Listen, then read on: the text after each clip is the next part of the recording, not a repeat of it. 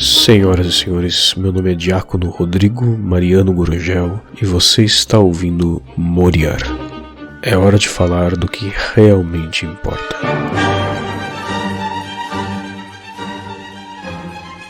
Senhoras e senhores, louvado seja nosso Senhor Jesus Cristo. Como estão? Como passaram de semana? Como estão as famílias? Como estão seus corações, seus espíritos, suas disposições? Todo mundo feliz agora? Já passou o carnaval, o ano já começou, já estamos aqui no primeiro dia de março, quando vai sair esse episódio. O ano oficialmente começou, estamos em março. Que alegria, né? Coisa. Espero que esteja tudo bem com vocês. Especialmente na parte que realmente interessa, que é a parte espiritual. Espero que estejam todos em estado de graça e que os que não estão em estado de graça estejam providenciando o seu retorno urgente a Ele, e que aqueles que estão em estado de graça não estejam conformados, mas estejam conscientes de que o abandono do pecado mortal é só o começo, é só a estaca zero. Abandonar o pecado mortal não tem que ser objetivo a longo prazo de ninguém, né? Tem que ser o urgente para ontem, e é o começo da nossa vida cristã, né? É o começo do nosso verdadeiramente relacionamento com Deus. Se nós estamos em pecado mortal, nós até podemos ter um relacionamento com Deus, porque Ele é misericordioso e está sempre procurando e chamando a ovelha perdida. Mas aquele relacionamento íntimo, aquele relacionamento que se dá com a presença real de Deus no interior da nossa alma, que faz de nós um templo dele e que nos transforma, que vai nos tornando semelhantes a Ele, vai nos divinizando, e com isso vai nos dando verdadeira alegria e verdadeira paz, uma paz que o mundo não conhece, como diz nosso Senhor. Isso só em estado de graça. Lembre-se disso, isso é muito importante. O estado de graça é o mínimo, é a estaca zero. A partir daí, quando você abandona o pecado mortal, você começa a sua trilha em busca da verdadeira perfeição cristã. Você começa a sua transformação em Cristo, nas mãos do próprio Cristo, dentro do ventre espiritual da Virgem Maria. Bem, por aqui tudo bem, né? Essa primeira semana dando aula para os guris está sendo muito boa. Eu estou muito feliz. Eu sabia que eu gostava de dar aula, mas eu não tinha ideia de que eu gostaria tanto de dar aula para uma turma mesmo. Ainda mais uma turma de adolescentes, né? A gente tem na nossa cabeça que adolescente é tudo monstro, e a maior parte deles são. Os guris aqui são muito bons, graças a Deus. Se algum deles está ouvindo isso, é tudo mentira. Não fique vaidoso, vocês são terríveis. Não, eu estou brincando, os guris são muito bons. A nossa diocese é muito abençoada. Temos seminaristas excelentes aqui. Bem, que mais que eu tinha para falar? Sim, estamos já entrando em março, então, na metade desse mês, vamos retomar as nossas aulas no Moria. Tá? As últimas 2 aulas deram início, então, à nova fase, ao novo ciclo de temas. Né? Primeiro fizemos uma introdução ao pecado mortal. Quase. Mas uma introdução, na verdade, aos pecados capitais. Tá? O que são, quais são, como surgiram, todas essas coisas. E essa aula está disponível tanto no YouTube para os apoiadores, como também ali no Instagram. Eu fiz uma live ao vivo dela, está lá salva. Eu não tenho como compartilhar nos stories do Rio, porque ele é muito grande, mas está lá. É só procurar que vocês acham, vocês podem assistir. A primeira aula, que foi sobre o orgulho, ela está salva no YouTube, mas somente os apoiadores do canal têm acesso e permanecerá assim. E a aula agora desse mês de março, nós começaremos a falar então de como vencer o orgulho, e também da virtude da humildade, né, a virtude que opõe o vício. E essa aula também, assim como todas as próximas aulas, são exclusivas para os apoiadores do Moria. Tá? Lembrando que você apoiando o meu trabalho no Apoia-se, http://apoia.se/Moria, e o link está na descrição do vídeo, caso seja no YouTube, e está também na descrição do áudio aqui no Spotify. Você apoiando o meu trabalho, você me apoiando com R$1, com R$2, com R$10, com o que seu coração mandar, você ganha acesso a todas as aulas que eu já dei para os apoiadores, as aulas que eu darei, né, aulas que não são disponibilizadas em lugar nenhum. Além disso, você ganha acesso ao Telegram, tá? Em que você pode fazer perguntas, você tem contato direto comigo, com outros apoiadores, que são uma turma muito boa, uma turma que se ajuda ali, que se tira dúvidas quando eu demoro para responder, etc. E além disso, eventualmente ali no Telegram eu compartilho áudio de alguma palestra que eu dei, de alguma aula que eu dei. Então é conteúdo extra aí para vocês. Mas a principal parte do apoio do Moria ser positivo é porque é uma caridade. Né? É uma caridade que você faz aí com esse diácono e você me ajuda não só a continuar gravando esses áudios, mas a gravá-los de forma cada vez melhor, né? Com aparelhos de mais qualidade, podendo consultar livros melhores e de mais difícil acesso, entre todas as outras coisas. Tá bom? Então, acho que a introdução era essa. E então vamos ao que interessa. Em nome do Pai, do Filho e do Espírito Santo. Amém. Inspirai, Senhor, as nossas ações e ajudai-nos a realizá-las, para que em vós comece e para vós termine tudo aquilo que fizermos. Por Cristo, Senhor nosso. Amém. Santa Maria, esperança nossa, sede da sabedoria, rogai por nós. São Rafael Arnaz, São Padre Pio de Pietrelcina, São Miguel Arcanjo, São João Crisóstomo, São Pedro Damião e São Pedro de Alcântara, rogai por nós. Em nome do Pai, do Filho e do Espírito Santo. Amém.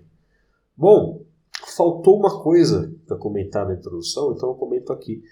Vocês devem ter reparado que estamos de cara nova, né? Que tanto o logo no Spotify, quanto a imagem que ilustra o episódio, quanto também ali no YouTube, tudo mudou. Isso aí que vocês estão vendo é o meu brasão. Envio aqui um agradecimento público a Gisela Pisato, uma grande artista, queridíssima, que fez o brasão para mim com toda a atenção, com todo carinho, toda a paciência com a minha chatice. Um grande abraço, Gisela, e vocês rezem por ela, tá bom? Por ela e pela família dela. O brasão, ele não é só um desenho bonito, tá? Ele tem toda uma história, né, os brasões em geral da igreja, e além disso, cada parte do brasão tem um significado, né, assim como tem um significado a frase abaixo, que é o meu lema de ordenação. Então, caso seja do interesse de vocês, me avise, né, e eu irei gravar um áudio aqui para o Moria, contando quais os significados, o que é um brasão eclesiástico, como eles funcionam, o que significa cada parte dele, do meu no caso, por quê, enfim, vou fazer uma pequena aula, uma pequena meditação a respeito disso, tá bom?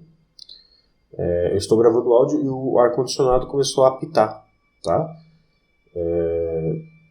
Então, eu peço que caso na edição do vídeo o apito do ar-condicionado, esse de fundo, não suma, vocês tenham paciência, né? Tenham um coração compassivo. Mas imagino que com a redução do ruído ele vai sair sim. Bem, acho que foi ontem ou anteontem, na oração das vésperas, na leitura breve, tinha um trechinho da carta aos Romanos que me chamou muita atenção. Tá? Um trechinho do capítulo 12 da carta aos Romanos. É um trecho bem curto, são os primeiros 2 versículos. Tá? Eu vou ler para vocês. São Paulo diz: Rogo-vos, pois, irmãos, pela misericórdia de Deus, que ofereçais os vossos corpos como uma hóstia viva, santa, agradável a Deus, o que é o vosso culto racional. E não vos conformeis com este século, mas reformai-vos com o renovamento do vosso espírito, para que reconheçais qual é a vontade de Deus, boa, agradável e perfeita. Tá? Esse é o trecho. E às vezes quando a gente está rezando com a Sagrada Escritura, tem um estalo no nosso cérebro. Né? Alguma coisa aperta, solta, o famoso insight, e a gente presta atenção em algo que a gente nunca havia prestado atenção antes. Então, assim sendo, eu quero conversar com vocês, o áudio de hoje vai ser só isso, conversar com vocês sobre esses 2 versículos e sobre a imensidão, a imensidade das coisas que estão aqui contidas. Tá? A gente dificilmente vai conseguir se aprofundar muito em tudo, mas vamos conversando devagar e até se for necessário eu faço um outro áudio depois também tratando do mesmo tema, não tem problema nenhum. Vocês sabem que aqui a gente não tem pressa, aqui a gente vai na marcha 2 com calma. Bem, então no primeiro versículo São Paulo diz: rogo-vos, pois, irmãos, pela misericórdia de Deus, que ofereçais os vossos corpos como uma hóstia viva, santa, agradável a Deus, o que é o vosso culto racional. Interessante, né? Primeiro, esse rogo-vos, pois, é a conclusão, né, de um raciocínio que São Paulo estava fazendo no capítulo anterior. Né? Ele termina o capítulo 11 da Carta aos Romanos fazendo um grande hino de louvor à sabedoria de Deus. Né? Por exemplo, aqui nos últimos 4 versículos ele diz: ó profundidade das riquezas, da sabedoria e da ciência de Deus! Quão incompreensíveis são os seus juízos e imperscrutáveis os seus caminhos! Ou seja, quão acima da compreensão humana, quão acima da inteligência humana está a inteligência de Deus. São Paulo então continua: porque quem conheceu o pensamento do Senhor? Ou quem foi o seu conselheiro? Ou quem lhe deu alguma coisa primeiro para que tenha de receber algo em troca? Porque dele, e por ele, e para ele, são todas as coisas. E a ele seja dada a glória por todos os séculos dos séculos. Amém. Ou seja, São Paulo reconhece as maravilhas de Deus, a soberania de Deus, a sabedoria de Deus, e o quão acima de nós está Deus, e como nós não podemos exigir nada de Deus, e como diante de Deus nós, na verdade, não temos direito de nada.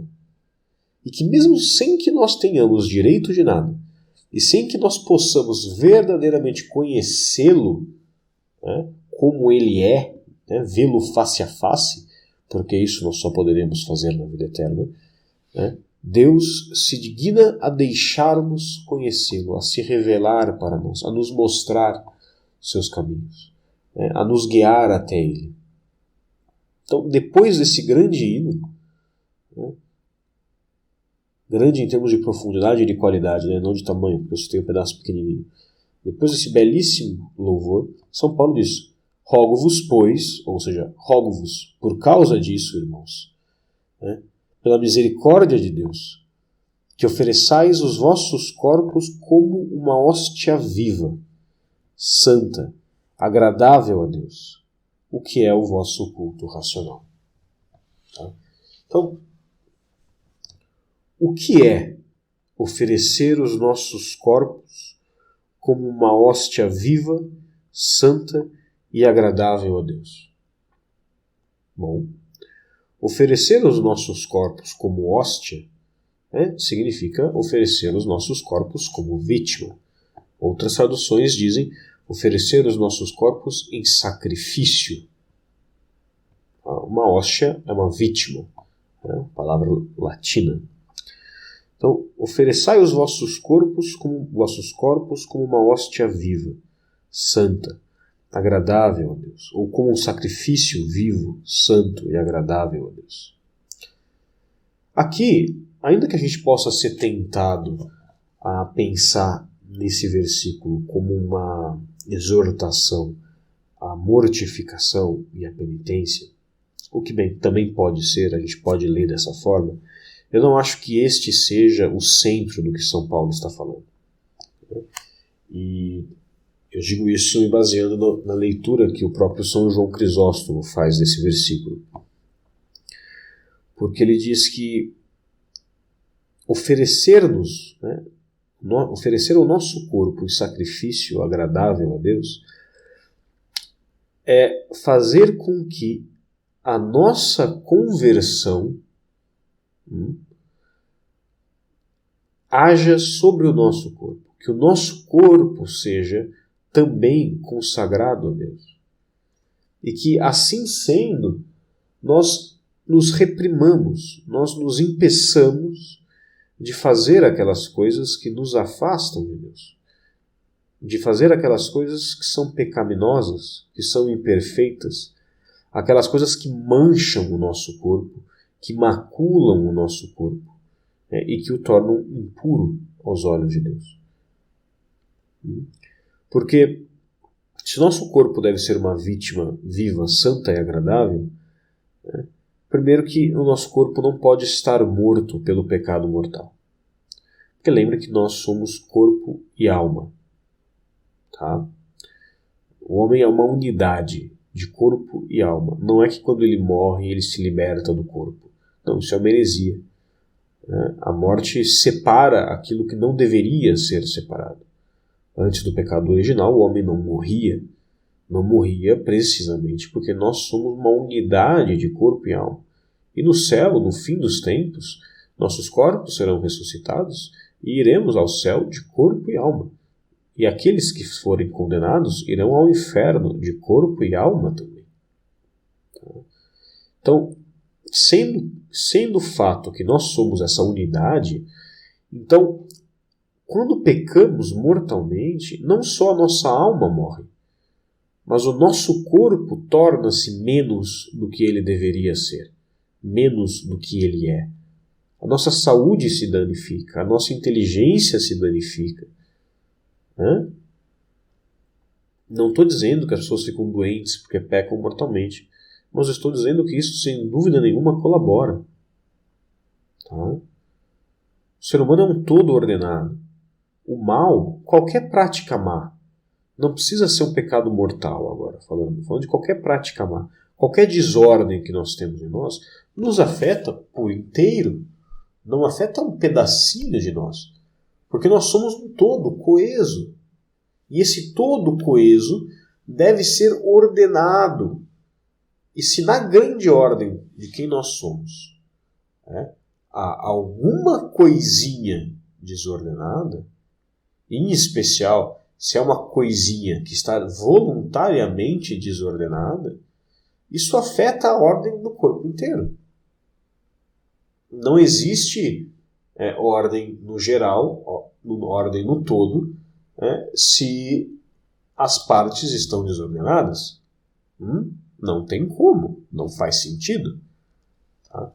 Então, em primeiro lugar, oferecer o nosso corpo como uma hóstia viva é oferecer o nosso corpo como uma hóstia que não está morta pelo pecado, mas também que está viva no sentido de que está ativa, que não é passiva, que não é entregue, que não é conformada com o seu estado de maldade, que não é conformada com a sua cruz. Porque há uma diferença entre amar a cruz, beijar a cruz, entre deliciar-se até com a própria cruz e simplesmente suportar a cruz com conformidade.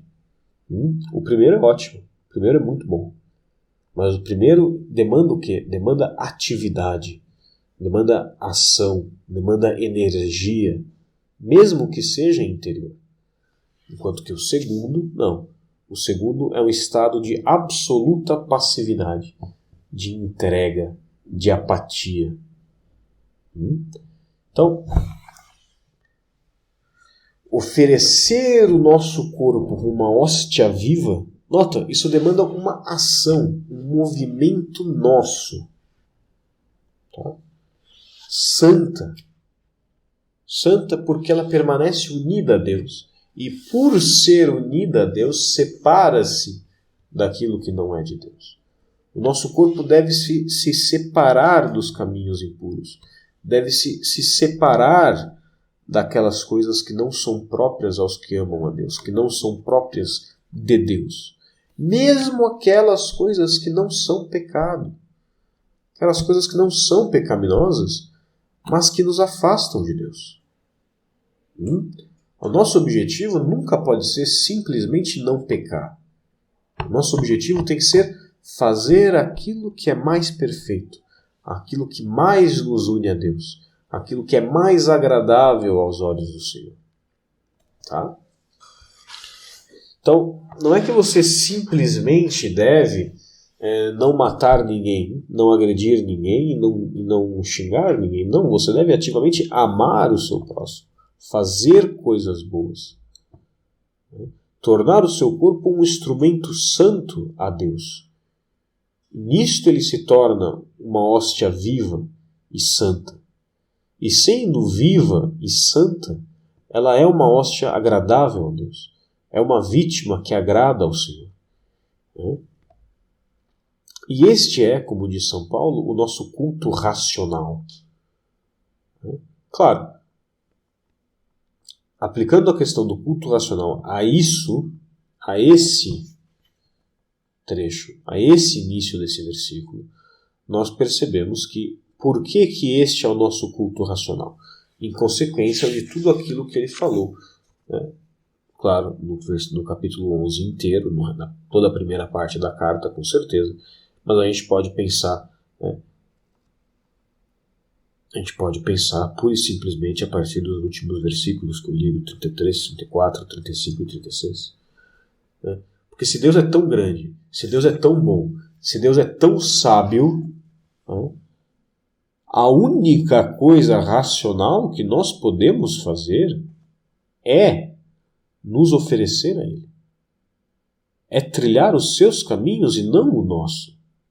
É fazer a sua vontade, não a nossa. Seria a mesma... Fazer o contrário, fazer a nossa vontade e não a de Deus, trilhar os nossos caminhos e não os de Deus, a partir do momento que nós sabemos que Deus é Deus, que nós sabemos sua sabedoria, que nós sabemos sua bondade, que nós provamos e testemunhamos em nossa vida do seu amor sem fim, do seu amor insuperável, da sua insuperável benignidade e misericórdia para com nós, imundos pecadores que somos. Se, conhecendo este Deus, que é o nosso Deus, nós escolhemos a nossa própria vontade, nós escolhemos os nossos próprios caminhos imundos e perversos, seria... Bem, isso é uma comparação injusta, porque o exemplo que eu vou dar é infinitamente inferior ao tamanho da estupidez que é escolher o próprio caminho e não o de Deus ao conhecê-lo, mas seria como se você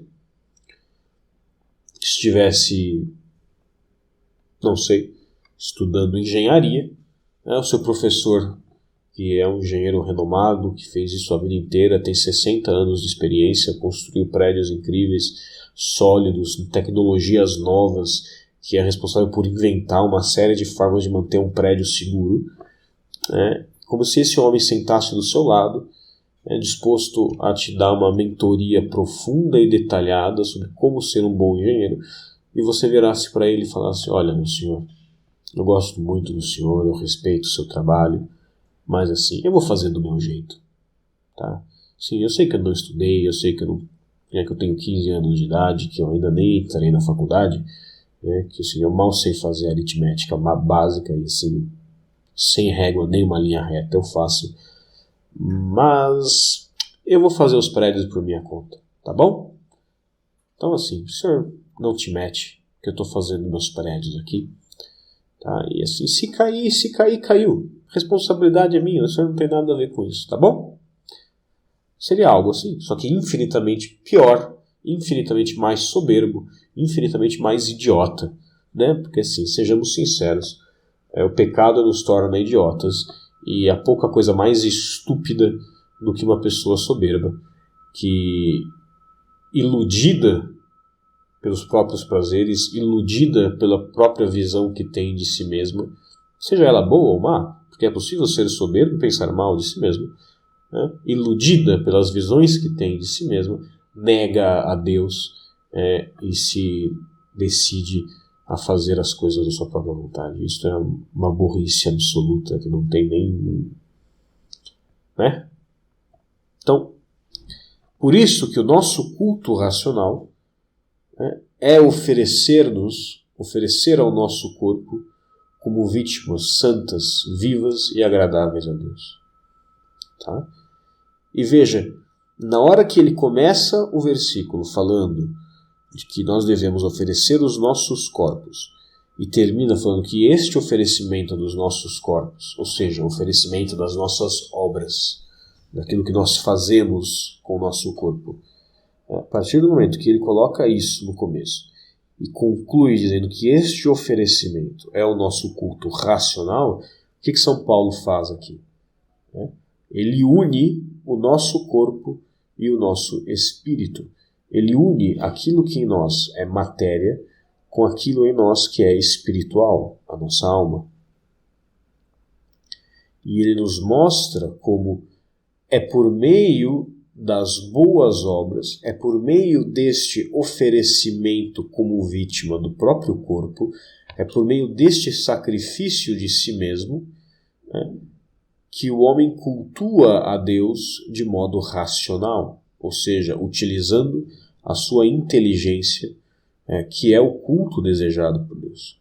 Não um culto de emoções baixas, não um culto de sentimentos, não um culto de ter boas opiniões sobre Deus, de simpatizar com Deus, não um culto de chorar enquanto reza, não um culto de rir à toa. Não, um culto racional, um culto que é realizado como Deus deseja ser cultuado. Um culto que estimula em nós o uso da inteligência, que nós só temos porque somos imagem de Deus. Nossa inteligência é imagem do intelecto divino, é imagem do Logos, que encarnou-se em Jesus Cristo, nosso Senhor, verdadeiro Deus e verdadeiro homem. Prestar a Deus um culto que não é racional é uma ofensa ao próprio Deus, porque é um desprezo do seu Logos, é um desprezo daquele que disse: eu sou a verdade, ou seja, eu sou a verdade racionalmente, a verdade racional, a verdade lógica, porque Deus é lógico. Eu sou a verdade, o caminho e a vida. É um desprezo dele. É um desprezo do próprio Jesus Cristo. Tá bom? Então, este é o nosso culto racional. E aí São Paulo segue quando nós entramos no versículo 2. Ele diz: e não vos conformeis com este século, mas reformai-vos com o renovamento do vosso espírito, para que reconheçais qual é a vontade de Deus, boa, agradável e perfeita. Então percebam, no início daquele final do capítulo 11, do versículo 33, São Paulo diz: ó profundidade das riquezas, da sabedoria e da ciência de Deus! Quão incompreensíveis são os seus juízos e imperscrutáveis os seus caminhos. E aqui, no final do versículo 2 do capítulo 12, ele diz: reformai-vos com o renovamento do vosso espírito, para que reconheçais qual é a vontade de Deus, boa, agradável e perfeita. Ou seja, ele está dizendo que, como consequência desta reforma e deste renovamento do nosso espírito, nós podemos sim conhecer os juízos de Deus, perscrutar os caminhos do Senhor. Claro, A luz da fé, que é a luz pela qual nós vivemos neste mundo, e isso está no prefácio da Missa dos Fiéis Defuntos, é uma penumbra. Nós caminhamos na penumbra da fé nesta vida. E sempre será uma penumbra. Sempre será uma penumbra. A nossa vida na fé só será uma vida de ver face a face, de ver com clareza, quando estivermos no céu, quando estivermos com a graça de Deus salvos, contemplando-o face a face. Mas até lá, esta penumbra já é muito. Esta penumbra já é mais do que o mundo pode nos dar. E é por isso que diz São Paulo aqui: não vos conformeis com este século, mas reformai-vos com o renovamento do vosso espírito, para que reconheçais qual é a vontade de Deus, boa, agradável e perfeita. Mas eu gostaria de falar com vocês especialmente, que foi a parte que me deu o estalo quando estava nas vésperas, sobre esse comecinho. Não vos conformeis com este século, mas reformai-vos com o renovamento do vosso espírito. Então, vejam que interessante, né? Nós estamos aqui num mundo que é absolutamente paganizado. Absolutamente paganizado. E nós, estando neste mundo, nós percebemos, quando estamos realmente dispostos a seguir os caminhos de Deus, nós percebemos que ele é um mundo absolutamente paganizado. E nós percebemos que ele é mau. Nós percebemos que é perverso, que é hostil, não só a Deus, não só ao Cristo, mas a tudo aquilo que é de Deus, ou que busca ser de Deus e do Cristo. Que é hostil à própria Igreja Católica, sempre que ela se comporta como a Igreja Católica. Sempre, sempre. O mundo é um lugar mau. O século, que é o que ele está falando aqui, é um lugar mau. Afinal de contas, não é sem motivo que o demônio se diz príncipe deste mundo, e que nas tentações de Jesus ele afirma, não me lembro se com essas palavras, mas ele afirma: tudo isso que você vê, mostrando para Cristo o mundo, os reinos, o poder temporal, ele diz: tudo isto será seu, se prostrardes e me adorardes, pois tudo isso me foi dado, e eu o dou a quem eu quiser. O século, meus irmãos, como vocês sabem, é súdito do demônio.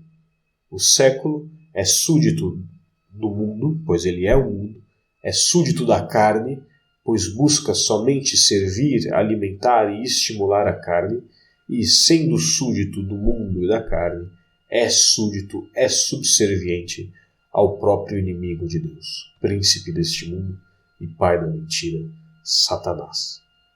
O grande e derrotado Satanás, que é um perdedor desde o princípio, mas que ainda causa muita confusão. Tá? Então, São Paulo diz: vocês com razão não devem conformar-vos com este século. Vocês não devem olhar para o mundo e perder a esperança. Vocês não devem olhar para o mundo e falar: não, é isso mesmo, eu vou ser assim também. Vocês não se conformem com o mundo, não se conformem com a forma como as pessoas se comportam, não se conformem com a forma como as pessoas pensam, não se conformem com o que os políticos fazem, não se conformem com as leis absurdas, não se conformem com a cultura degenerada, não se conformem com esse secularismo que é paganismo, na verdade, não se conformem com esse panteísmo desenfreado, não se conformem. Agora, quando nós vemos tudo isso, qual é a nossa reação primária? Qual é a nossa primeira reação? A reação instintiva que vem assim do âmago do ser, uma borbulha efervescente. Nós queremos mudar as coisas. Nós queremos mudar o mundo. Nós queremos meter o dedo na cara das pessoas e falar: convertei-vos e crede no Evangelho, seu pagãozinho imundo. É isso que nós queremos fazer. Às vezes não com essas palavras, mas o que nós queremos fazer é isso. Nós queremos descer o pau nas pessoas, descer o pau no mundo, mudar as coisas, consertar tudo, resolver, pegar uma marreta, pegar uma chave de fenda, um pouco de cimento e ir arrumando, e quebrando, parafusando, consertando, obrigando o mundo a servir a Cristo. Só que tem um problema aí, né? Tem um grande problema aí, que é como eu vou fazer isso se eu sou mau? Como eu vou consertar o mundo? Como eu vou converter o século? Como eu vou salvar as almas se eu sou mau? Né? Tem um princípio básico de filosofia, que inclusive é utilizado por Santo Tomás de Aquino, mas que, se eu não me engano, está em Aristóteles originalmente, que é que o mais perfeito não sai do menos perfeito. Deus faz tudo perfeitamente, claro. Mas tudo que nós fazemos é sempre pior que nós. Tudo aquilo que nós tentamos fazer, tudo aquilo que sai de nós, é sempre um pouco pior do que nós somos. Nós temos, é claro, que nos esforçar para dar o máximo de nós, mas todas as coisas que nós criamos, né, na verdade nós não criamos nada, porque somos criaturas, mas vocês entendem o que eu quero dizer. Tudo que nós criamos está abaixo de nós, tanto num sentido metafísico, como também num sentido moral.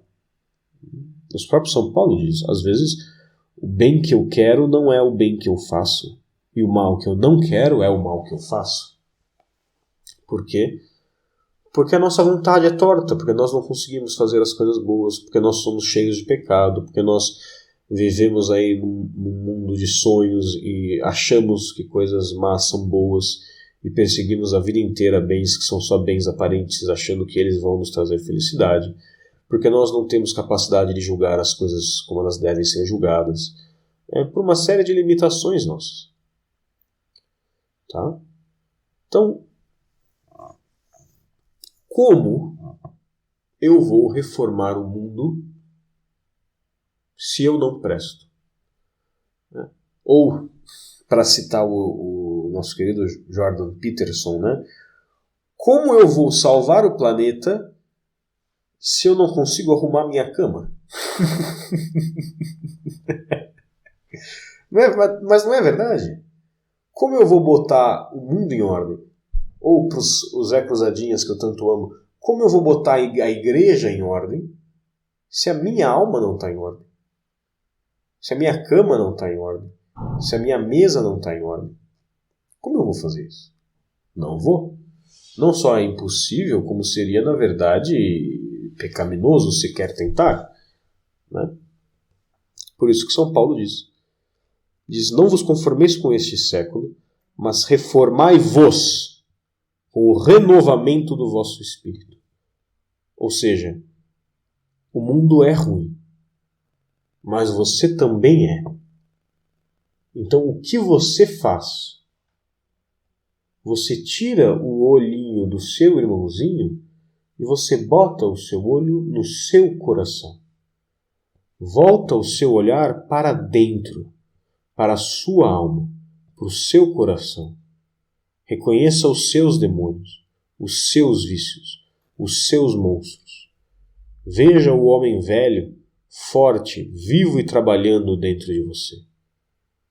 Veja o século que mora em ti e não no seu irmão. Ou, nas palavras do próprio Cristo, tira a trave do teu olho antes de querer tirar o cisco do olho do teu irmão. Tá? Então, nós temos que voltar-nos para dentro. Não de uma forma vaidosa, de quem toma uma posição autocentrada e considera que tudo, em todas as coisas, só importa a si mesmo. Não. Mas voltar-se para dentro no sentido de conhecer-se a si mesmo. E conhecer-se a si mesmo verdadeiramente. Tomar consciência de quem você é. De quais são as coisas boas e as coisas ruins sobre você. Quais são os seus dificuldades, quais são os seus vícios. De se olhar no espelho e conseguir dizer, este sou eu. Conhecer-se e julgar-se com os olhos de Cristo. Se você morresse agora, e estivesse diante do Pantocrátor, com qual dos dois olhos Cristo te olharia?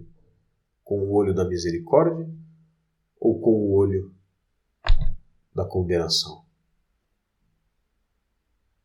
Como está a sua alma?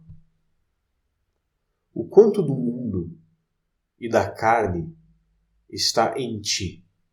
Aonde está o teu coração? Quem é o Senhor do teu coração? Quais os motivos das suas ações? Você age buscando a glória de Deus? Ou você age buscando o seu prazer, o seu conforto, a sua segurança? O que te move de verdade? Quem você realmente ama? É Deus ou é você?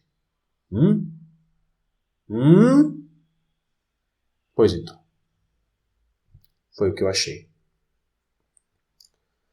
Então, olhando para dentro e reconhecendo a nossa própria miséria, nós iniciamos aí um processo, que curiosamente eu citei sem ter planejado na introdução desse áudio, de renovamento do nosso espírito. Que é o quê? Que é a verdadeira busca da perfeição cristã, não só em obras, mas naquilo que nós somos.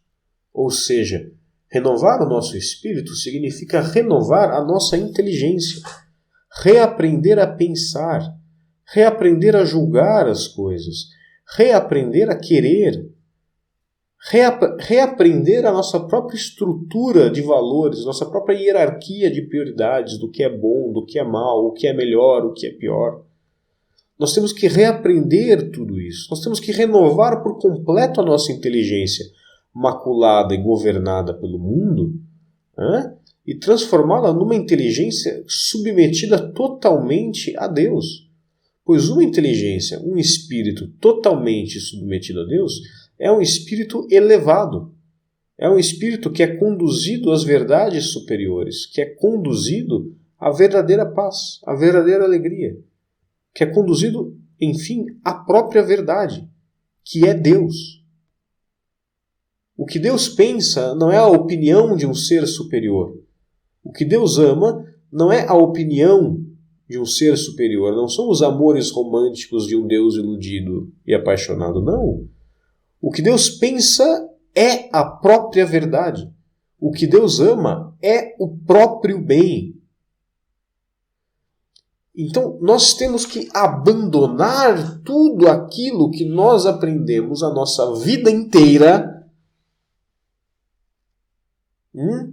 Abandonar o homem velho, abandonar o velho espírito que há em nós e nos renovar, vivendo e assumindo e conhecendo os pensamentos, as disposições, a vontade, os valores do próprio Cristo Jesus, nosso Senhor.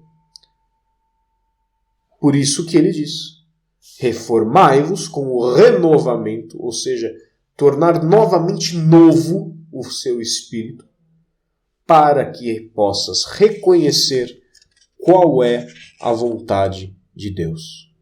Ou seja, você não pode renovar o mundo, você não pode transformar o mundo como você está agora, porque assim, você não seria nem capaz de fazer isso, porque você não é nem capaz de saber o que Deus quer. Entendeu?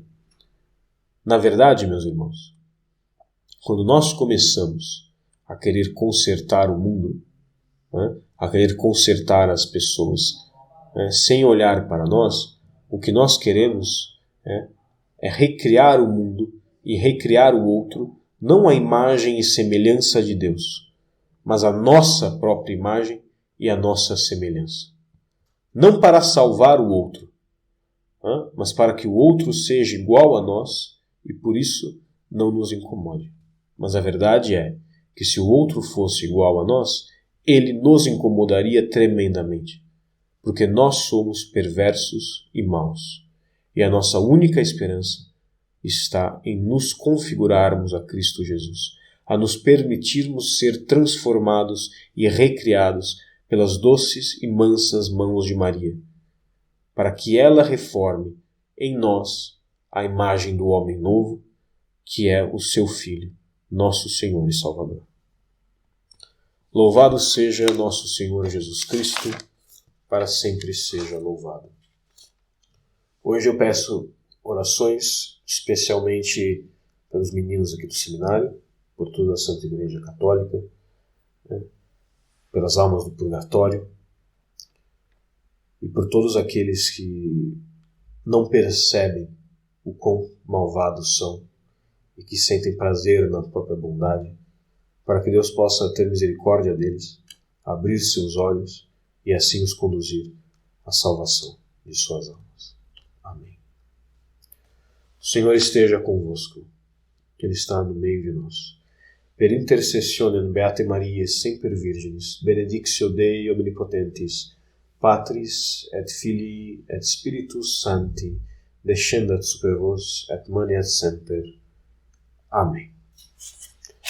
Fiquem com Deus e até semana que vem.